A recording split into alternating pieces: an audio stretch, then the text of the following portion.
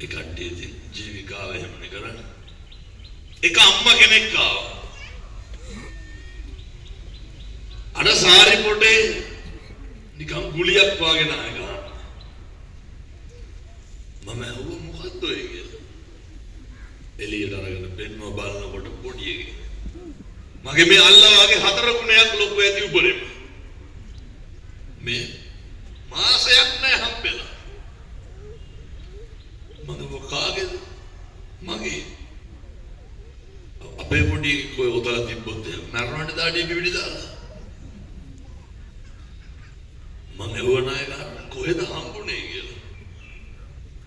වාඩිය. අර කට්ටිය අර తాවකාලික තන්නේ හදාගෙන ඉන්න ඉද්දි කුඩාරං ගහගෙන. මම එවුව එතකොට දොස්තරලා කොහෙද? වියෝජිලා කියන්නේ කණ එකක්ද කොණ එකක්ද කියලාවත් දන්නේ නැහැ. ඔය මොකෙන් හරි කවන්නේ පෙගණි වල කැම්බුවා. මොකද්ද තැම්බුම් ගොඩක් කිව්වලු. ඔච්චරයි. අපේ පොඩි එකෙක් කොහොම විදුනත් කොහොමද? විදුරු පෙට්ටිය දානවා, උතනවා, දෙදත් කාර්ට දානවා. අර සංසාරේ කරපු සමහර අකුසල කර්ම එක පැත්තකින් පළ දෙනකොට සමහර කුසල කර්ම තියෙනවා අපිව රකින්නවා පින්නතුනේ. අපිව ආරක්ෂා කරන. ඉතින් අර මම ක්ලිනික් එකම යන්නද කියලා ඒව දන්නේ හැම යන්න ඕනේ කියලා. බර කිරණේ වාත්‍රිපෝස මොකවත් නැහැ. බෝල ගෙඩි වගේ හැදෙනවා. අපේ පොඩි එකේ දාන්න පාන්දර පහට ඉඳන් එළියට. මරණවන කිව්වුම් ගියද? ඔරොත්තු දෙන්නේ නැහැ. අර කරපු කුසල අකුසල ලැබීම් නොලැබීම් අපිට හිතා ගන්න බැරි විදිහට බෙදලා දෙනවා පින්නතුනේ. දැන් අපේ ජීවිතේ තේරෙන්න ඕනේ අපිට නින්දාව ලැබෙනකොට අපිට නොලැබීම් තියෙනකොට අපිට සල්ලි නැත්තම් පිරිවර නැත්තම් ධනය නැත්තම්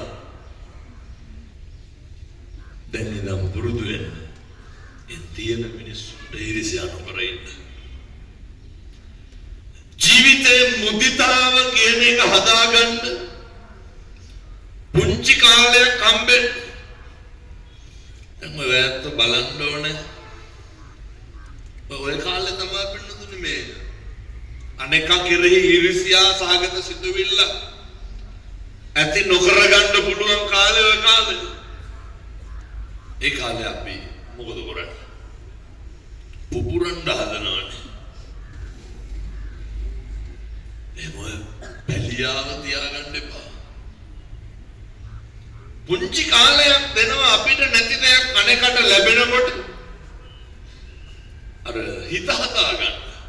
ඒ කාලය තුල හිත හදාගෙන අනේකට හම්බෙන දේවල් වලට ආශිර්වාද කරලා අන්න කුසලයක් කරගන්න පුළුවන්. අර හිතන්න පුරුදු වෙන්න අපිට නැත්තේ සමහර විට අපි සංසාරේ දීලා නැතුව ඇති. ඒක තවත් නැති කරගන්න ඕනේ, ඇති කරගන්න ඕනේ. අවස්ථාව හම්බෙලා තියෙන්නේ අඩුපාඩු ටික හදාගන්න. ඔය නිවන් දකින්න යන ගමනනේ පින්නතුනේ. මේ චතුරාර්ය සත්‍ය ධර්මය අවබෝධ කරගන්න යන ගමනේ අඩුපාඩු හදාගන්න තමයි මනුස්ස වෙලා උපදින්නේ. කියමු බලන්න හදාගත්ත අඩුපාඩුව. දැන් යකෝ එහෙම යන්නේ. වෛරය ඇති වෙන්නේ ඔය නිකම් බණ අහන ගමන් හදවතට තට්ටුවක් දාලා කල්පනා කරන්න මම පොඩි ප්‍රශ්නයක් අහනවා. ඔයත්තුන්ගේ ගෙදර කාටද වැඩිපුරම කේන්තිය? බණහන ගමන් කල්පනා කරන්න. දැන් මතක් වෙනව නේද අහවලට කේන්තියක් කියලා. වැඩිපුරම කේන්තිය අපේ ගෙදර කට්ටියට කේන්ති කියපුවාම පිට මිනිස්සුන්ට බයිනවද? අල්ලපු ගෙවල් වල මිනිස්සුන්ට බයිනවද? එහෙම බනින්නේ නැහැ. ඔය මොඩකම පින්නද? බල්ලොන්ට පුළුවන් ද යකු යනකොට පාලනය කරගන්න? කෙලිමිල අපලා දානවා.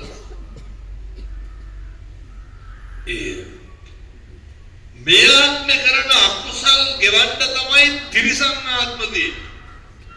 එහෙනම් දැන් මේ විදියට හැසිරෙන්න යන්න එපා. මිනිසත් භවය තමයි පින්නතුනේ.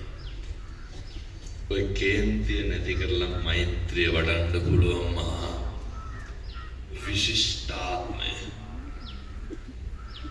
මරණකොට මතක් වෙන්න ඕනේ මම්මගේ ජීවිතේ කවදා මට වෛරක්කාර සිතුවිල්ල පහළ වෙලා නැහැ. ඔය දරුවෙකුටවත් කියලා නැද්ද තොපි හැදුවට වඩා හොඳයි නිකන් හිටියනම් කියලා? දරුවෙකුට බිරිඳටවත් කුමාරකම් බැලලා නැද්ද? ජීවිතේ බොහොම පොඩි කාලේ එන්නේ වහදාගන්න. ඊට පස්සේ එන කාලේ හදාගන්න බෑ. ඊට පස්සේ කට වැහෙන කාලේ ඔය නරිට අහු වෙන්න එපා. කවුද නරියා? අර ඉබ්බෙක් ඉන්නවා. ඉබ්බ පිටිපස්සේ එනවා නරිය. එවිලා නරියා තට්ටුවක් දානවා ඉබ්බට. ඉබ්බ මොකද කරන්නේ? අර කැලේ ටික ඇතුළට දාගන්න. නාද කවුල් හතරයි ඔළුවේ. නරියා හෙල්ලුනේ නැහැ. අපේ නරිත් එහෙම තමයි හොඳේ. අපිට කෙල වෙනකම් හෙල්ලෙන්නේ නැහැ. අයිති ෂොට් එක දීලාම නෑ. අහුවෙන්න එපා.